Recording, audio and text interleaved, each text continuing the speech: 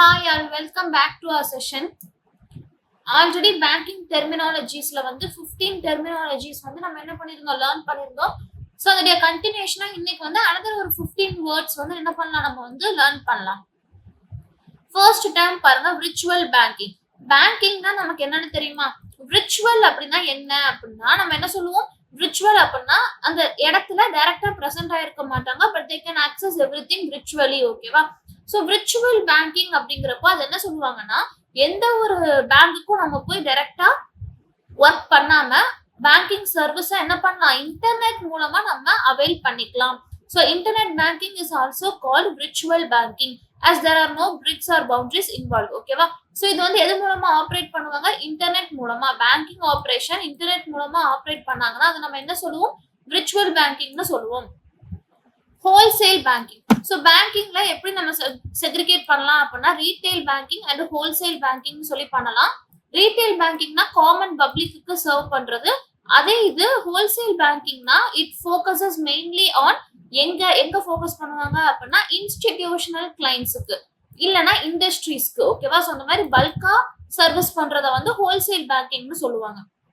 Repo rate, reverse repo rate, very very important terminology used in banking sector. ஓகேவா? So repo rate அப்படின்னா RBI இருக்காங்க, commercial banks இருக்காங்க. எப்பெல்லாம் commercial பேங்குக்கு கடன் தேவைப்படுதோ ஆர்பிஐ கிட்ட போய் என்ன பண்ணுவாங்க, பாரோ பண்ணிப்பாங்க. So here commercial banks are acting as a borrower. ஓகேவா? And RBI is acting as a lender. So இந்த மாதிரியான டைம்ல வட்டிக்கு வாங்குறாங்க அப்படின்னா they have to pay some rate of interest. So அந்த ரேட் ஆஃப் இன்ட்ரெஸ்ட் தான் என்ன சொல்லுவாங்க, ரெப்போ ரேட்னு சொல்லுவாங்க. ரிவர்ஸ் ரெப்போ ரேட் அப்படின்னா அப்படியே இந்த ரெப்போ ரேட்டுக்கு ஆப்போசிட். அதாவது ஆர்பிஐ இருக்கிறாங்க, கமர்ஷியல் பேங்க் இருக்காங்க. ஸோ ஆர்பிஐ கமர்ஷியல் பேங்க் கிட்ட இருந்து பணம் வாங்குறப்போ they have to pay some rate of interest. Those rate of interest are called as reverse repo rate. ஓகேவா? So repo rate, reverse repo rate. Here my homework question is what is the present repo rate and reverse repo rate? Plastic money நம்ம already பார்த்தாச்சு. என்னெல்லாம் plastic மணின்னு சொல்லுவோம், நம்ம என்ன செய்ய வேண்டாம், பிரசண்டா கையில வந்து மணி வச்சுக்க வேண்டாம். அதுக்கு பதிலாக நம்ம என்ன பண்ணலாம், we can carry the cards made up of plastic that is used to goods exchanges. ஓகேவா? பாயிண்ட் ஆஃப் சேல் அப்படின்னா என்னன்னா பாயிண்ட் ஆஃப் சேல் பண்ணக்கூடிய அந்த இடத்துல, அதாவது நம்ம எப்பெல்லாம் கார்ட் டிரான்சாக்ஷனை வந்து நடத்துறோமோ அந்த ஒரு லொகேஷனை தான் என்ன சொல்லுவாங்க, பாயிண்ட் ஆஃப் சேல்னு சொல்லுவாங்க. For example we are going to supermarket, there I am using my debit card for my purchase of rupees 10,000. So அந்த சூப்பர் மார்க்கெட்ல நான் என்ன பண்றேன், என்னோட கார்ட் டிரான்சாக்ஷன் பேமெண்ட்டை நான் பண்றேன். ஸோ அந்த இடத்த தான் என்ன சொல்லுவாங்க, பாயிண்ட் ஆஃப் சேல்னு சொல்லுவாங்க. என்பிஏ நம்ம ஆல்ரெடி பார்த்தோம் பிரீஃபா. நான் பெர்ஃபார்மிங் அசெட். யாராவது பேங்க் கிட்ட இருந்து என்ன பண்றாங்க, பேங்க் கிட்டயோ வேற ஏதாவது பினான்சியல் இன்ஸ்டிடியூஷன்ஸ் கிட்டயோ லோன்ஸ் வாங்கிட்டு அதை என்ன பண்ண மாட்டாங்க, ரீபே பண்ண மாட்டாங்க. அதோடைய பிரின்சிபலையோ ரேட் ஆஃப் இன்ட்ரெஸ்டையோ ரீபே பண்ணாம இருக்காங்க for the period of 90 days அப்படின்னா, if it exceeds more than that particular period, then those loans are comes under non performing assets NPA.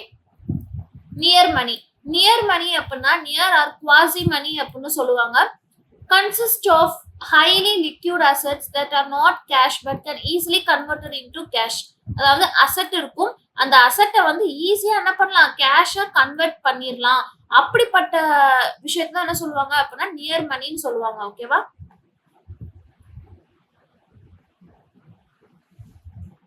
Near money அப்படின்னா அந்த லிக்யூட் அசெட்ஸ் இருக்கும், அந்த லிக்யூட் அசெட்டை என்ன பண்ணலாம், நம்ம ஈஸியா கேஷா கன்வெர்ட் பண்ணிடலாம். Those money is called as near money. Negotiable instrument நம்ம ஆல்ரெடி என்ன பண்ணோம், செக், டிடி எல்லாம் பார்த்தாச்சு. ஸோ இதுதான் இது நெகோஷியபிள் இன்ஸ்ட்ருமெண்ட். ஸோ இந்த பர்டிகுலர் பர்சனுக்கு இந்த அமௌண்ட் ஆஃப் மணியை பே பண்ணிருங்க அப்படின்னு சொல்லி நம்ம நெகோஷியேட் பண்றோம் அந்த பர்டிகுலர் பீரியட் ஆஃப் டைம்குள்ள. ஓகேவா?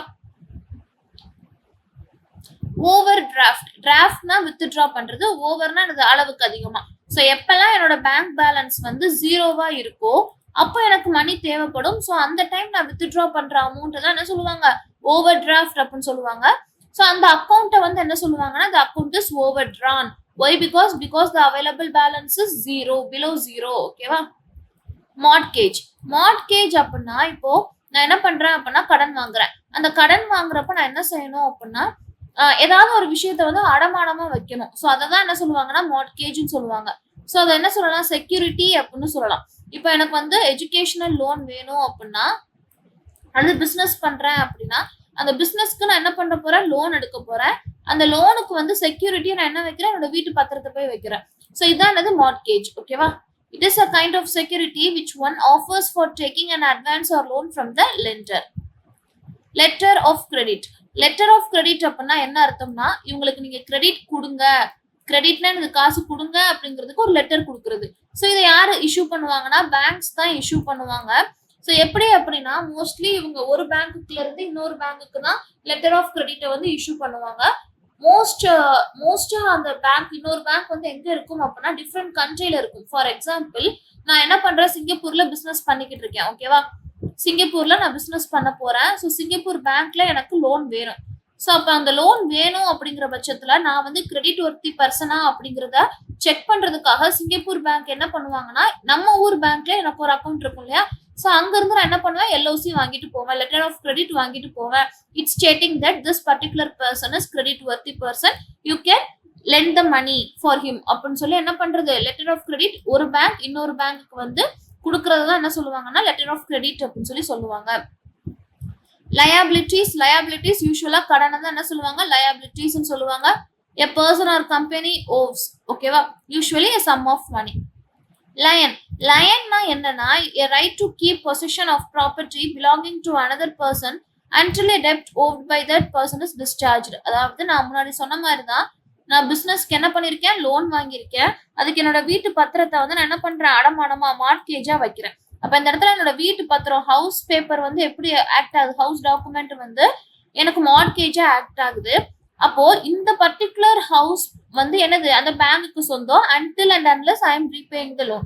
ஸோ நான் ரீபே பண்ற வரைக்குமே அந்த பிசினஸ்க்காக நான் எடுத்த லோனை ரீபே பண்ற வரைக்குமே என்னோட வீட்டு பத்திரம் பேங்க் கிட்ட தான் இருக்கும். அந்த பேங்க் தான் என்னது, அதுக்கு சொந்தக்காரங்க. So it is called as lien. Inflation நம்ம ஆல்ரெடி பார்த்தோமா. இன்ஃபிளேஷன் அப்படின்னா என்னது, ஒரு பர்டிகுலர் பீரியட் ஆஃப் டைம்ல குட்ஸ் அண்ட் சர்வீசஸோட ரேட் வந்து ரொம்ப இன்க்ரீஸ் ஆகுறதா என்ன சொல்லுவாங்க, இன்ஃபிளேஷன் அப்படின்னு சொல்லி சொல்லுவாங்க. ஐபிஓ ஷேர் மார்க்கெட் தெரிஞ்சா நமக்கு ஐபிஓனா என்னன்னு தெரியும். IPO is nothing but initial public offering. So initial first time, பப்ளிக்னா காமன் பீப்புள், ஆஃபரிங்னா கொடுக்குறது. ஸோ ஃபர்ஸ்ட் டைம் கம்பெனியோட ஷேரை என்ன பண்றாங்க, பப்ளிக்கு எடுத்துட்டு வர்றது தான் ஐபிஓன்னு சொல்லி சொல்லுவாங்க. It refers to the time when a company makes the first offering of the shares to the public.